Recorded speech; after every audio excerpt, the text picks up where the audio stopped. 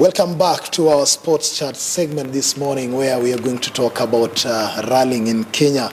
But first of all, just a bit of some news where the Kenya National Rally Championship is gearing up for the fourth round to be hosted by Mombasa Rally Club on July 22nd to 23rd. And ahead of the round, Carl Flash Tundo has caused a buzz after importing a Ford Fiesta fitted with the Mitsubishi Evo X engine. And that move definitely has had his competitors, scratching their heads. And in the studio today to talk all about that, I've brought to you Abdul Sidi, the principal of Asra Rallying Academy, at my extreme left. And in the center, we have an upcoming rally driver, that is Isa Amwari. Gentlemen, welcome to our studio. Well, thank you so much. How was your weekend, Amwari? Our weekend was good. We enjoyed our weekend, and we are happy to be here.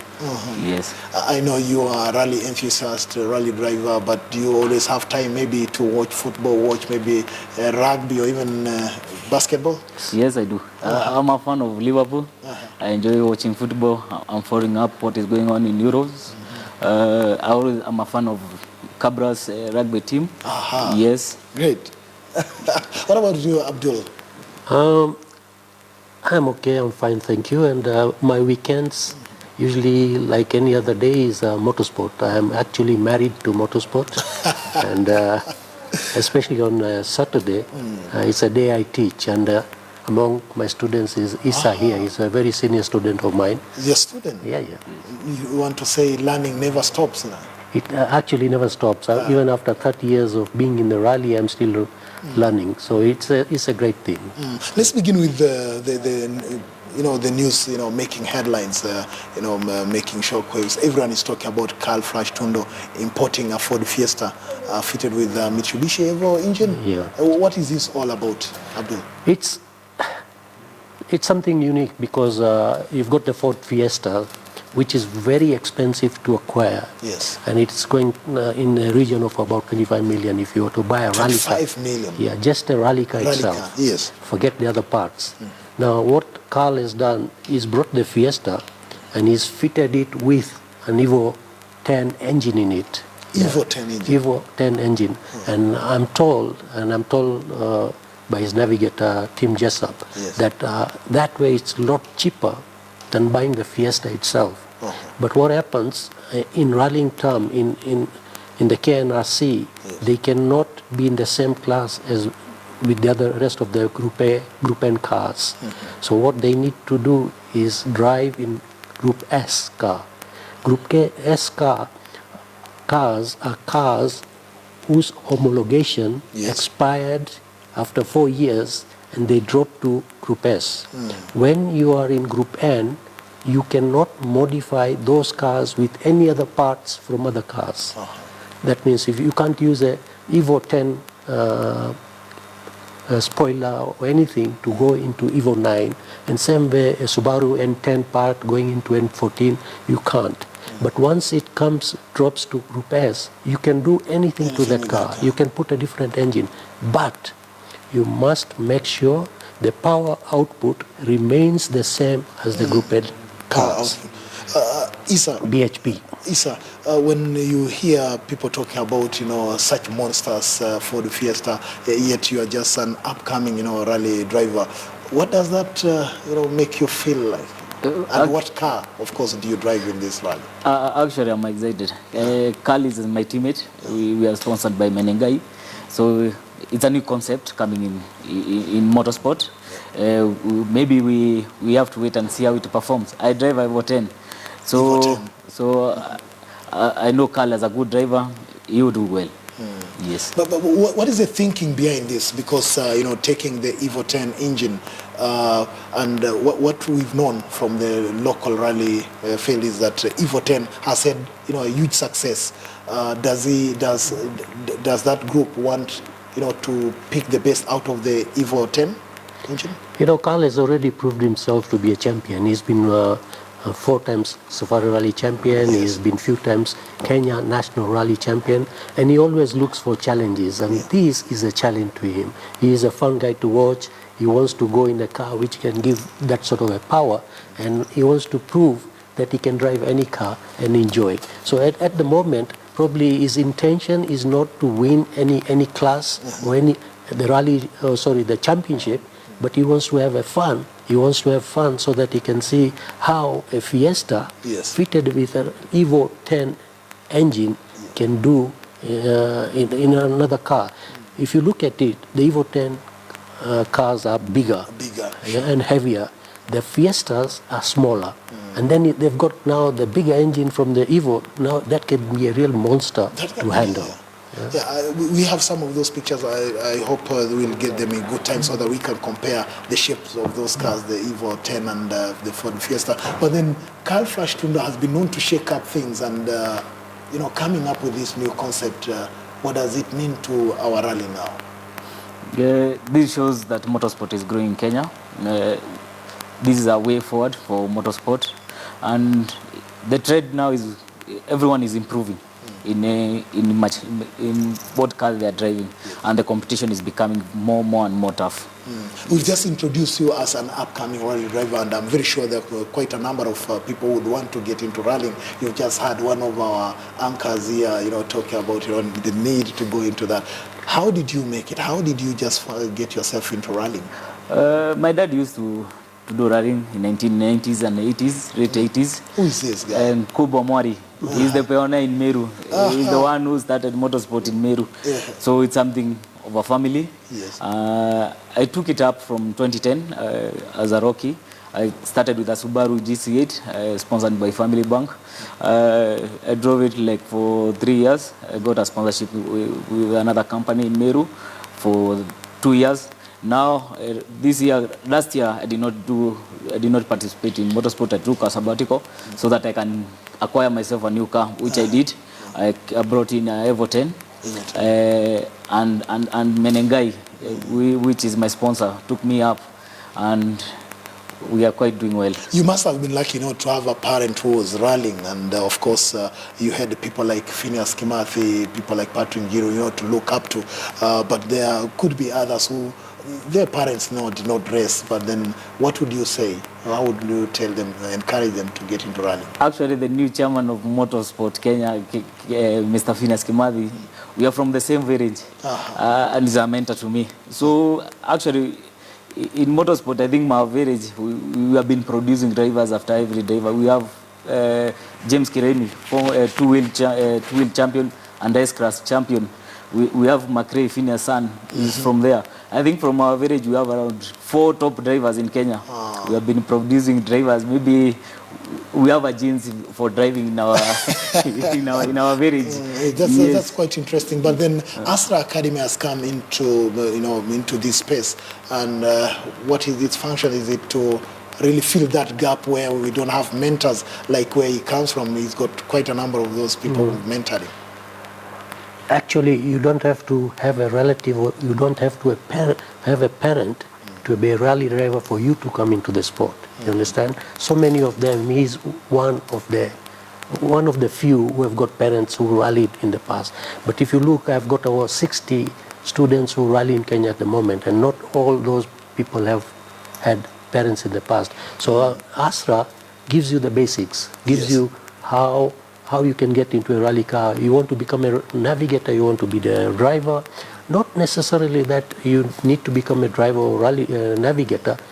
If you can't afford to go in there, you can become a controller, a marshal, official. So Asra gives you that sort of a foundation. And it's very interesting that Issa Amwari had to come back to Astra Academy, despite the fact that he started racing long before you came into the view.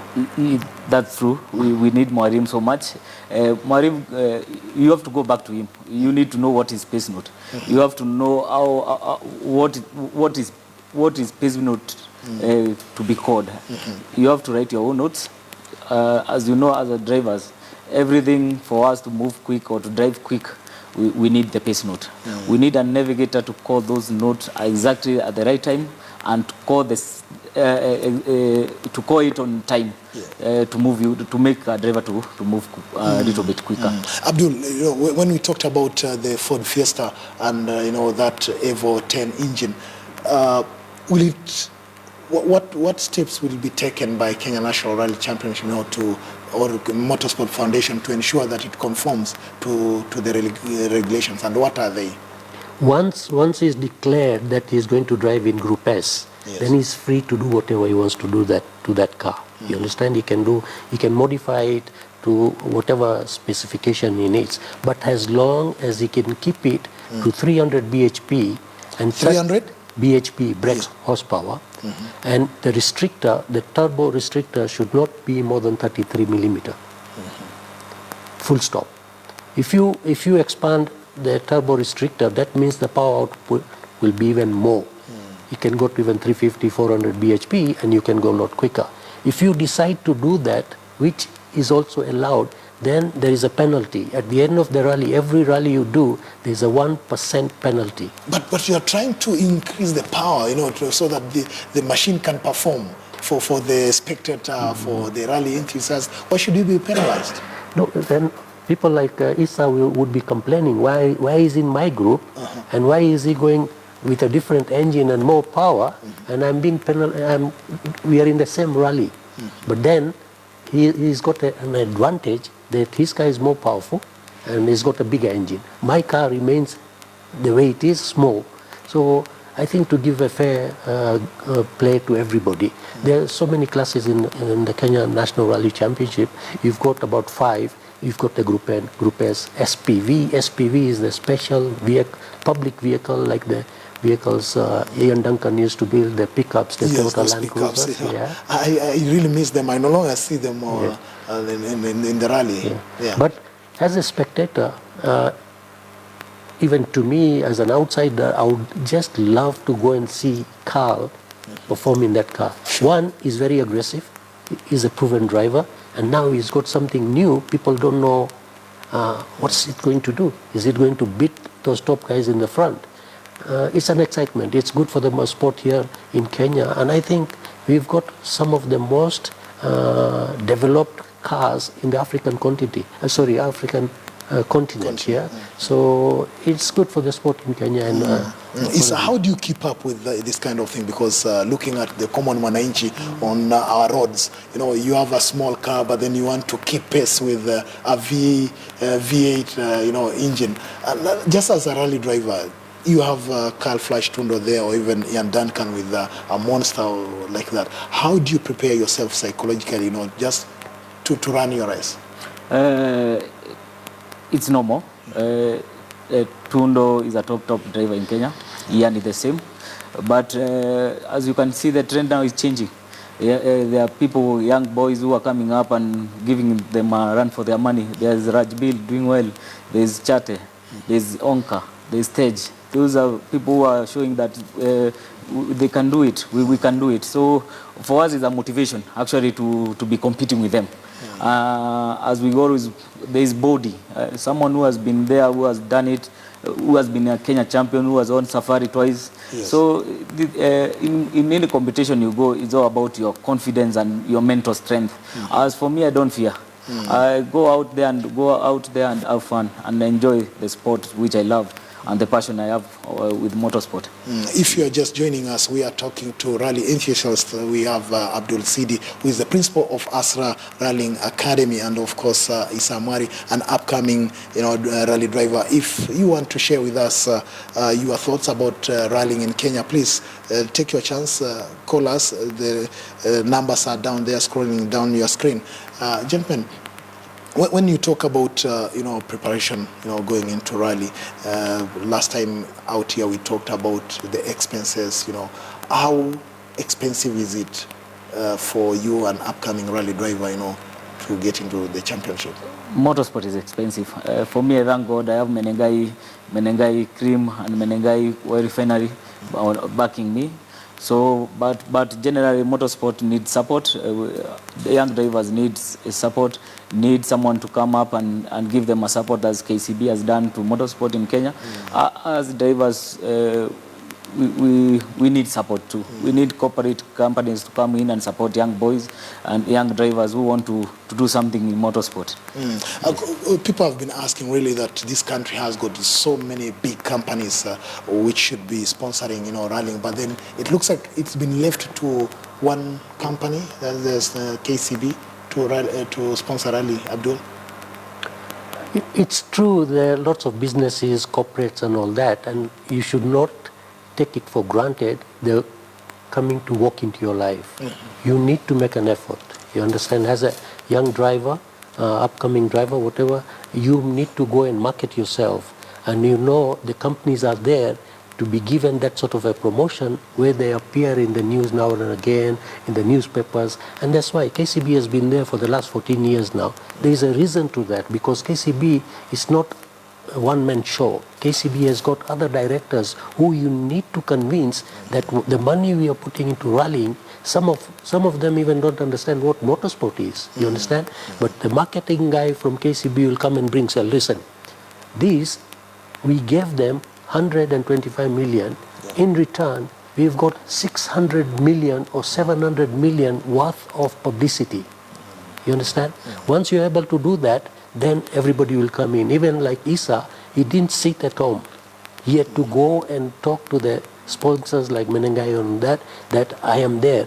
Not because you're related or not because you know Abdul Sidi, but is what you're going to give me back. You don't have to give me, you don't have to pay in installments back, but how are you going to promote this company? And the publicity that you're going to give is worth it.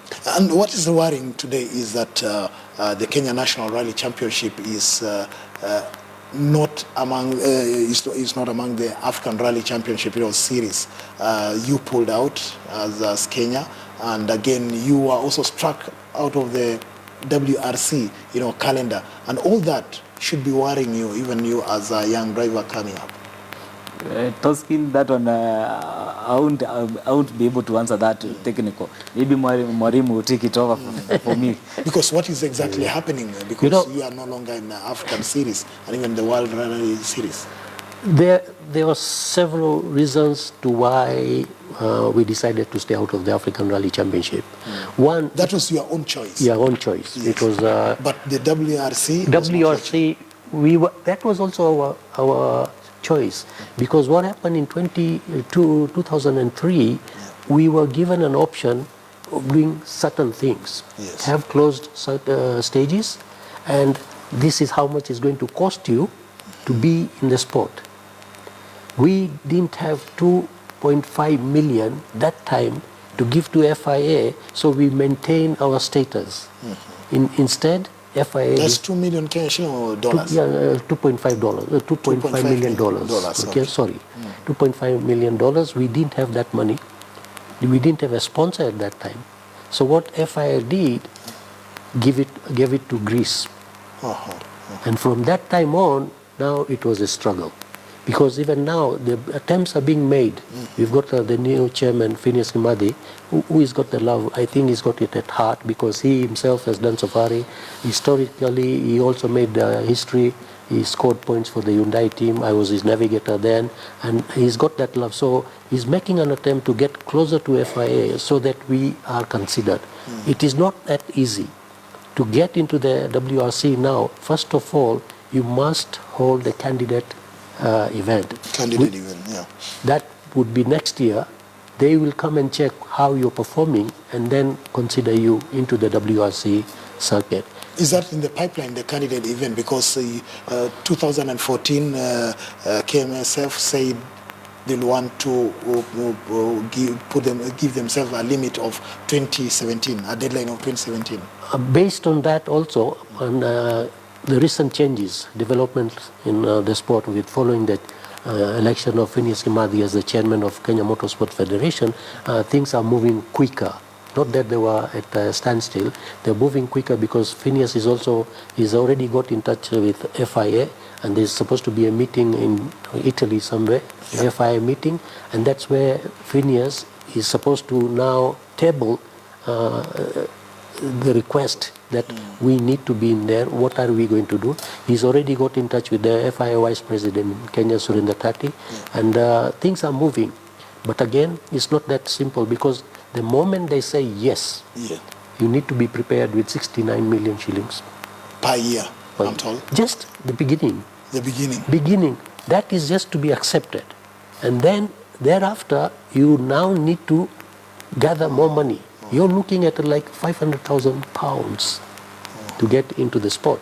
But there again, look at the return, the coverage, the media, the worldwide, and you are able to get in billions payback. Other than just the money, what else? They've talked about organization. Is it that rallying here in this country is not that organized? No, I would personally say one of the best series in the African continent. We've got the best organizers, they do. But the problem that has been here, we have been slow at picking closed stages. In the past, we used to run these events on the open roads, and there was no problem. Now what FIA wants and demands that the stages that you run is like what they did in the safari in Dalamere Estate, closed completely to the outside traffic. Yeah. And even the spectators who come in there, they're well controlled. But then if you have closed stages like you have now, yet nowadays, your days when you are growing up, the 80s, it was always in the open, spaces.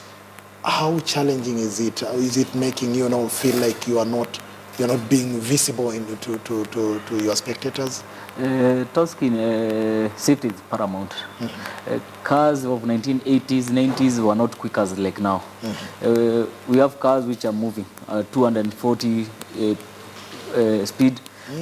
For us as drivers, we need that confidence when you are driving, there is no incoming car coming. Yes. That one we can negotiate about safety of motorsport, of us, even us for drivers. We totally support cross roads, and that as you can see nowadays, we give our spectators somewhere to come and watch. There is spectator stage. Yes. About us, it was an issue. It has been an issue for us drivers to drive on open roads. It's a little bit dangerous for us, and we advocate for safety even on our roads. We advocate people to drive sensibly, with courtesy in our roads. Yes. Because I was reading through some of the issues in rally, and one of the things that came up is the issue of doping, and the anti-doping regulations. I didn't know this is a serious issue also in rallying. Very serious. In any sport, or even in normal lives, drink driving is dangerous. You understand? And in motorsport, it could be even more dangerous because the speeds are high and you're there, you're in the competition. So with this funny drink, some funny colored water in your body, and you want to drive, it doesn't help. So what we are now following the worldwide anti-doping thing that no sport, all the sports should abide by this law. So motorsport is already, FIA has signed, and they're part of it, that they will not encourage anybody drinking and driving. So apart from some of the rules that they need to follow is that anybody taking part in a competition should not take alcoholic drink 12 hours before. 12 hours before. But what about the fans? Is it applicable to the fans? No, they want to have their drink and enjoy fans, some of these fans use motorsport as a base, as a site or as a foundation to go and have fun, but have fun having drinks and seeing these fast cars.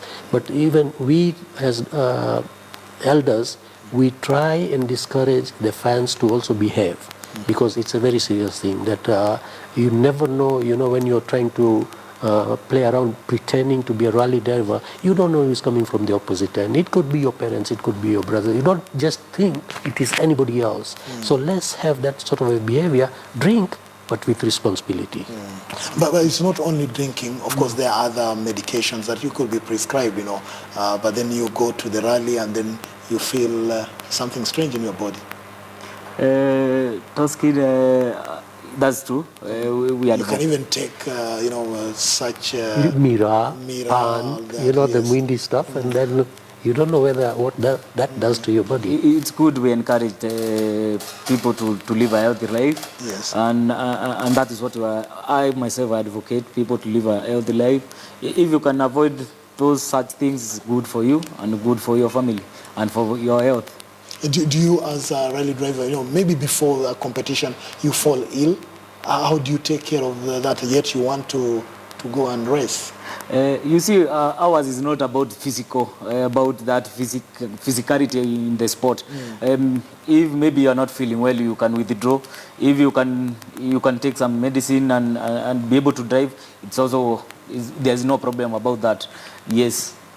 Ours is not like the athletics, something that you need energy. Yes, ours is about skill and car. Yes. Thank you very much. We don't have much time. Just maybe quickly, in less than a minute, Abdul, about publicity. Do you think the Kenya National Rally is getting its due fair share? Let me tell you, media has done so much, and they should appreciate. Without the media, there is nothing like what's happening here or what's happening there. KCB is not being featured here, KCB is not featured there. The media has made a big difference in Kenya with the publicity, the promotion, and wide coverage. So all thanks must go to the media before even the organizers, whatever. And you're also an accomplished writer. I read your articles all over. Oops. I'm not being biased because I'm a writer, but I'm generally talking, yes. Thank you for that. I've been writing for the last 30 years, and we do that. But I'm also looking, it's not only me writing for a certain paper, not one paper. We are talking nationally for all the media houses. Thank you very much, Abdul Sidi, the principal of Asra Rallying Academy, for coming to our studios to help us understand the rallying terrain. And also Issa Amwari, an upcoming rally driver. Wish you well. You'll be in Voi. Yes. Yeah, we wish you well. We'll be Asante. keeping our eyes on what you're doing so that we can know if Mwalimu is doing the right thing. Yes. That has been a sports chat where we've been talking to Abdul Sidi and Issa Amwari about the rallying terrain. Mike, are you convinced now? My hopes are renewed for becoming a student. I can see it's not. He told me that you're never too young and you're never too old. So at least I can renew my energy to try and become a rally driver. The only thing is with the cost of a car. You mentioned it's about, what, 25 million? I'm not quite sure I want to invest. How expensive is yours? Well, it's nowhere close to 25 million. and even if it was 25 million, it's definitely not one that has, the bars and the safety measures that are required for a rally car. But maybe I'll consider. Okay. I say quickly, quickly that Waldegard was winning at 68. You understand? And then another thing, for you to be a rally driver, your parents must be rich. But and this is a joke, don't take me seriously. We navigators, we are the guys with the brains and the eyes. We are the masters. We look after these guys who are blind and they're stupid because they use so much money. I enjoy without spending money. So be a navigator. I think I'll take. Do you need a navigator? Maybe he needs a navigator. I can be your navigator. I've got the brains. All right. Well, that's where we're going to wind up Morning Express this morning. And do stay with us. Thank you so very much for joining us this morning. Remember, tomorrow our person of interest is Gladys Bose-Cholet. And of course, we'd like to hear what she has to say about the judiciary. Do stay with us right here on KTN News. Coming up next is Najma Ismail with World View. But on KTN Home, we've got Bridges of Life coming up. So do stay with us and enjoy the rest of your viewing. God bless.